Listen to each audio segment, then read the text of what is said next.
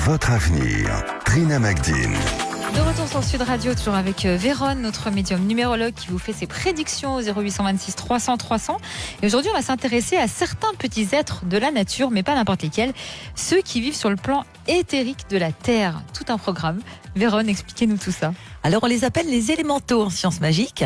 Ce sont des êtres que l'on nomme souvent gnomes, sylphes ou elfes, ondines, salamandres. Ils vivent donc sur le plan éthérique de la planète, c'est-à-dire le plan énergétique juste au-dessus du plan matériel. Ils sont donc très proches de la nature et sont reliés aux 4 éléments. Donc par exemple, les ondines vont être reliées à l'élément eau, les salamandres à l'élément feu, les sylphes à l'élément air et les gnomes à l'élément terre. Alors ils possèdent des qualités, des caractéristiques qui sont liées à leur élément respectif. Certains mages les invoquent et en se positionnant donc sur un axe particulier et dédié, par exemple les salamandres seront invoqués devant un feu face au sud pour nettoyer et purifier un lieu ou redonner de l'énergie sexuelle. Alors, décidément. Oui. Alors, est-ce qu'on peut entrer en communication avec eux ? Oui, il est possible de se mettre en relation avec eux en état de méditation. Alors, bien évidemment, il est préférable de se trouver dans un lieu hautement énergétique où ils sont nombreux. Par exemple, la forêt de Brocéliande. Et en radiesthésie, oui, on peut les situer à l'aide de baguettes. Parfois, certains élémentaux s'égarent dans nos maisons aussi et peuvent nous causer des petits soucis. On perd ses affaires, on pose ses clés à un endroit, on les retrouve ailleurs, etc. Ils sont donc très farceurs, mais de bonne nature si on respecte leur environnement. On retrouve Marie. Bonjour Marie. Bonjour. Bienvenue à vous. Merci. Alors, vous vouliez réagir à notre sujet sur les entités sexuelles. C'est un phénomène que vous pensez vivre parfois ? Oui. Alors, racontez-nous. Alors bon, moi, à mon sens, je trouve que ça se produit assez fréquemment. Mhm. Et souvent avant le réveil. Quand ça me réveille, on est au moment en fin de matinée, quoi. Enfin, en fin de sommeil. Voilà, D'accord. Ça me réveille pas spécialement la nuit. Mais quand ça arrive, c'est en fin de matinée et ça peut se produire quand je suis seule ou pas. Je peux être aussi à côté de mon compagnon. Voilà, ce qui est un peu particulier au réveil. Alors, comment ça se manifeste ? Racontez-nous, comment ça se manifeste ? Vous faites un rêve érotique ? C'est Oui, ça, voilà, au départ ? Oui. Et comment vous arrivez à différencier, justement, le fait ? Parce que pour moi, au réveil, si on me demande si j'ai eu une activité, je dis que oui, tellement c'est réel et le ressenti aussi. Alors, je vais vous poser une question très directe, mais vous savez qu'on parlerait sur Sud Radio. Est-ce que vous avez un orgasme quand ça se produit ? Oui. D'accord. Oui, très fort. Parce que Véronne, rappelez-nous rapidement les entités sexuelles, ce que c'est, parce qu'on parle de quelque chose de sexuel certes, mais d'entités. Donc ce sont des énergies qui sont liées aux bases astrales et que l'on appelle les succubes et les incubes. Les incubes étant le côté masculin et les succubes le côté féminin. Alors on en a parlé la semaine dernière et le podcast est bien sûr disponible sur le site sudradio.fr. Donc votre question, Marie, c'est de savoir si c'est vraiment une entité sexuelle ou pas. C'est ça ? Alors, il y a ça, parce que jusqu'à ce que j'écoute donc l'émission et que j'apprenne que ça puisse l'être, jusque-là, moi, je pensais uniquement que c'était un phénomène corporel et j'étais pas allée plus loin. Mhm. Donc déjà, voilà, c'était de savoir par rapport au ressenti de Véronne si effectivement c'est bien ça.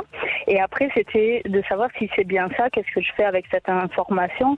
Est-ce que ça, maintenant que je le sais, ça veut dire que c'est quelque chose qui se passera peut-être moins fréquemment? Est-ce que c'est un annonciateur d'autres types de manifestations possibles? Ou est-ce que non, c'est juste une information et puis il n'y a rien de plus à en faire, c'est comme ça et puis c'est tout. Ce sont des très bonnes questions, Véronne.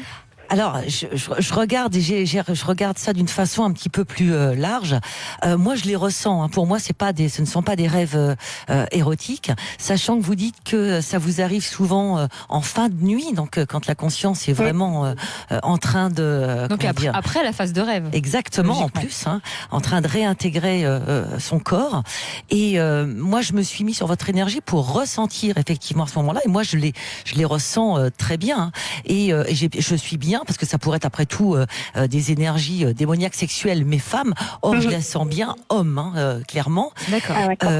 Et effectivement, vous devez ressentir cet orgasme qui est très important, mais je les sens aussi comme si vous pourriez sentir qu'on vous touche ailleurs aussi, sur votre corps. Et tout à fait. parce que je sens leurs mains en fait, qui vous touchent. Alors bien évidemment c'est subtil, on est d'accord quand On je parle dis qu'ils vous d'énergie, touchent, bien sûr. voilà. Mais ça se ressent quand même. Mais je sens que ces entités elles voyagent jusqu'à vous, c'est-à-dire que elles sont là hop, et puis quand c'est fini elles partent quoi. Mais C'est symboliquement je les vois comme si qu'elles arrivaient, vous savez, dans un bateau en fait. Donc c'est symbolique. Et mais par contre, j'ai l'impression que elles répondent à une demande. Donc du coup, il y a comme un lien qui s'est créé. Parce que si effectivement vous avez, comme de toute façon c'est à chaque fois en règle générale, des orgasmes très sympathiques, forcément peut-être que ce lien fait que même inconsciemment vous pourriez les rappeler. D'accord. Donc c'est là où il faut faire attention, parce que je trouve que maintenant ils répondent il y a une sorte d'habitude et ils répondent à une demande. Et j'en ai pas qu'un. Alors je ne sais pas si vous avez pu faire la différence entre ce que vous vivez, parce que pour moi j'en aurais 2 ou 3 différents. Donc vous devez avoir quelques différences quand vous faites ces rêves. Dans les manifestations physiques, est-ce que vous ressentez des manifestations physiques différentes? C'est plus dans la façon dont se construisent les rêves que ça va être différent. Mais après, la finalité est la même. Oui, ça, voilà. Mais on a effectivement une énergie ou pas la même chose. On n'a pas la même, le même décor, on va dire. Mais souvent, ça peut répondre aussi à des fantasmes, par exemple, parce que eux, bien évidemment, ils ont accès à votre plan émotionnel, à votre plan astral, et bien évidemment, étant donné qu'ils ont créé ce lien, ils peuvent avoir accès et connaissance de vos fantasmes. Et bien évidemment, ils vont aller sur ces fantasmes. Parce que l'intérêt, en fait, vous allez me dire, mais qu'est-ce que ça leur fait? Quel est l'intérêt? Ils se nourrissent de votre énergie. Donc forcément, ils vont sur des choses que vous appréciez, en tous les cas que vous avez en fantasme, parce qu'ils veulent créer ce lien. Mais vous devez être fatigué, parce que ce sont quand même des mangeurs d'énergie. Alors, est-ce que ça peut, Vérone, être annonciateur d'autres phénomènes, comme nous demandait Marie? Non, pas du tout pour moi, parce qu'ils s'amusent aussi avec elles. Ce sont vraiment des énergies et des entités qui sont bien spéciales, qui sont là pour ça, pour créer un lien. Et par contre, là où ça peut être un petit peu embêtant, ça peut compliquer beaucoup votre vie sexuelle. Et c'est là où ça peut être contrariant, parce que du coup, votre lien, le lien que vous avez avec eux va s'amplifier. Alors, moi, j'essaye de regarder aussi comment que ça va évoluer dans le futur, parce que finalement, c'est une prise de conscience pour vous. Comme vous le disiez au début, tant que je le savais pas, mais maintenant que je le sais, que j'ai une prise de conscience, vous pouvez effectivement couper ce lien. Quand je regarde un petit peu, et je regarde avec un jeu bien spécifique pour moi là-dessus, on voit bien effectivement leur présence, et c'est à vous de couper le lien. Donc comment couper le lien? Même si c'est hyper kiffant, Marie, il faudrait, vous voyez ce que je veux dire, vous mettre dans une relation, surtout qu'il y a un compagnon qui est dans votre lit avec vous quand même, peut-être faire des petits trucs sympas avec lui, pour vraiment couper le lien, Marie. Et après c'est comme des enfants en fait, quand il y a plus matière, ils vont aller voir quelqu'un d'autre où il y a de la matière. Marie, est-ce que vous en avez parlé avec votre conjoint? Oh non. Non, lui il a rien remarqué? Non, je pense pas forcément que je bouge. Je n'ai rien remarqué, je pense. D'accord. Vérone, est-ce que la numérologie peut avoir une incidence sur ce genre de choses? C'est-à-dire que, est-ce que par exemple, je prends un exemple, est-ce qu'une personne qui est en chemin de vie 1 serait plus réceptive à des entités qu'une personne en chemin de vie 3? Alors complètement. Marie, pour le coup, vous êtes sur un chemin de vie 8, donc vous avez quand même cette énergie qui est quand même assez haute, et vous avez cette caractéristique de pouvoir ressentir déjà les énergie dans des lieux. Donc je ne sais pas si ça vous est arrivé d'aller dans un lieu où il s'était passé des choses, où il y a une mémoire des murs qui est assez importante. Vous ressentez le mal-être. Vous pourriez aussi facilement, même en travaillant un tout petit peu dessus, vous mettre en relation, par exemple, avec un défunt. Ressentir, se mettre en relation, ça veut pas dire que vous allez l'entendre vous parler dans votre oreille, mais en tous les cas ressentir sa présence. Donc forcément, vu que vous avez un côté très médium, et vous avez aussi un côté très magnétique, Marie. D'ailleurs, on vous aime ou on vous aime pas. En règle générale, il n'y a pas de milieu où vous attirez ou vous rejetez. Donc, par le biais effectivement de cette première énergie d'incarnation qui est assez forte et qui vous ouvre ce canal médiumnique, oui, plus que quelqu'un d'autre, évidemment, vous pouvez faire venir ces entités. Vous avez déjà testé, Marie? Non.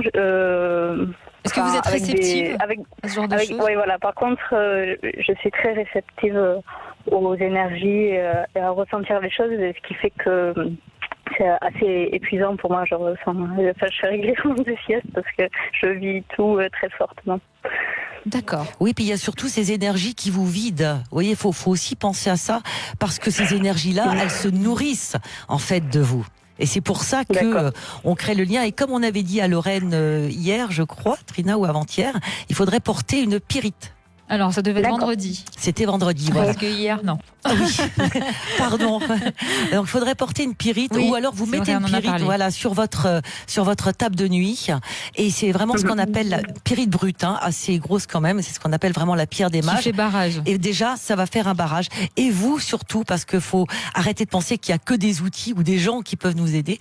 Ça vient aussi de nous, à vous, de dompter votre mental, à retirer le lien absolument. Et souvent, dans ce cas-là, il faut donner un autre os à ronger au mental. Mettez-vous sur autre chose. Merci en tout cas, Marie, pour votre témoignage. On sait que c'est pas évident de parler de ce genre de choses, donc merci de votre confiance. Merci à vous. Et à bientôt.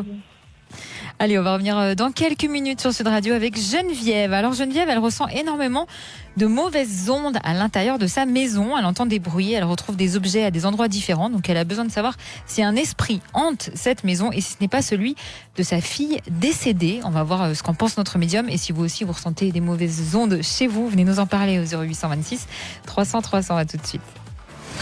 Vous voulez nous rejoindre sur Sud Radio? Appelez maintenant au 0826 300 300. Sud Radio, c'est votre avenir. Soyez curieux de nature. Venez découvrir tous les secrets de la grotte de Trabuc près d'Anduze. Au programme, une véritable immersion souterraine dans la plus grande grotte en Cévennes. Une traversée de la géode minérale au son des cascades jusqu'au pied des célèbres 100 000 soldats. La grotte de Trabuc, ouverte 7 jours sur 7. Toute l'actu sur grotte-2-trabuc.com. Et un cochon de lait à la broche. Oui, chef. Le pâté vous épate, la terrine vous chafouine, le fricando vous rend dingo. Les rillettes sont votre fixette et pour vous, le saucisson artisanal n'est pas banal. Notre équipe de passionnés vous attend. Théo, notre charcutier des grands buffets, vous fera partager sa passion du fait maison. Votre talent nous intéresse. Intersport. L'histoire de Léa, c'est l'histoire d'une rencontre avec des chaussures ASICS chez Intersport. Léa, elle court passionnément, à la folie, mais ce qu'elle préfère, c'est